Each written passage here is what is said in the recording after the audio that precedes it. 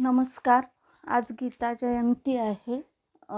गेले वर्षभर मी गीता शिकण्याचा प्रयत्न केला आहे.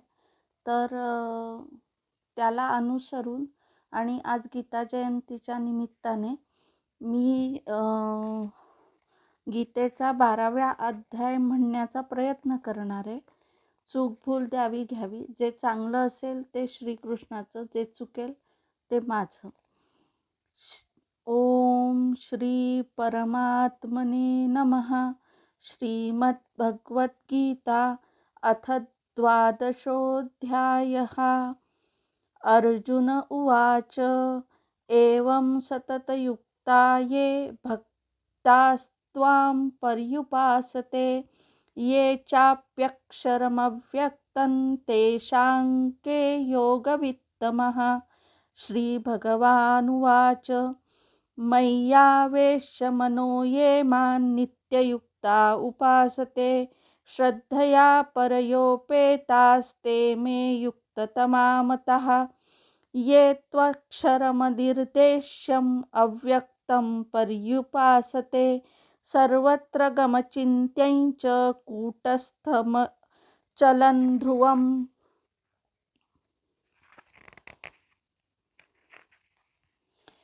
सन्नियम्येन्द्रियग्रामं सर्वत्र समबुद्धयः ते प्राप्नुवन्ति मामेव सर्वभूतहिते रताः.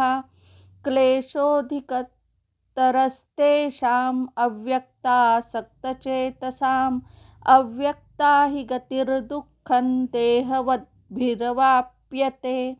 ये तु सर्वाणि कर्माणि मयि सन्न्यस्य मत्परः अनन्येनैव योगेन मां ध्यायन्त उपासते तेषामहं समुद्धर्ता मृत्युसंसारसागरात्. भवामि न चिरात् पार्थ मय्यावेशितचेतसां मय्येव मनम् आधत्स्व मयि बुद्धिं निवेशय निवसिष्यसि मय्येव अत ऊर्ध्वं न संशयः.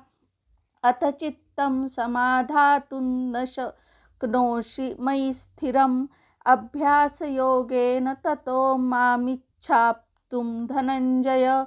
अभ्यासेऽप्यसमर्थोऽसि मत्कर्म परमो भव. मदर्थमपि कर्माणि कुर्वन् सिद्धिमवाप्स्यसि. अथैतदप्यशक्तोऽसि कर्तुं मद्योगमाश्रितः. सर्वकर्मफलत्यागं ततः कुरु यतात्मवान्. श्रेयो हि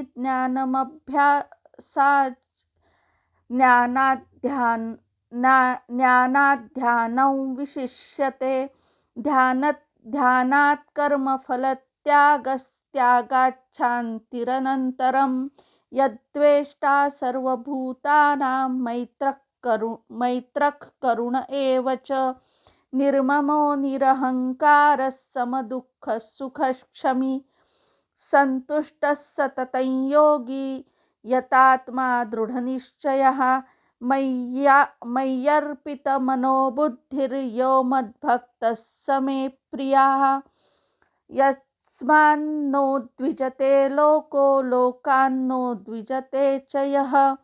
हर्षामर्षभयोर्द्वेगैर्मुक्तो यः स च मे प्रियः. अनपेक्षश्चुचिर्दक्ष उदासीनो गतव्यथः. सर्वारम्भपरित्यागी यो मद्भक्तः स मे प्रियः. यो न हृष्यति न द्वेष्टि न शोचति न काङ्क्षति. शुभाशुभपरित्यागी भक्तिमान्यः स मे प्रियः. समशत्रौ च मित्रे च तथा मानापमानयोः.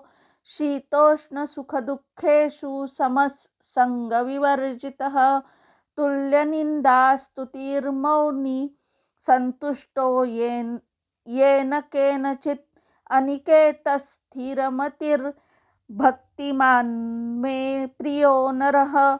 ये तु धर्म्यात् मृतमिदं यथोक्तं पर्युपासते श्रद्धानां मत्परमा भक्तास्ते तीव मे प्रियाः।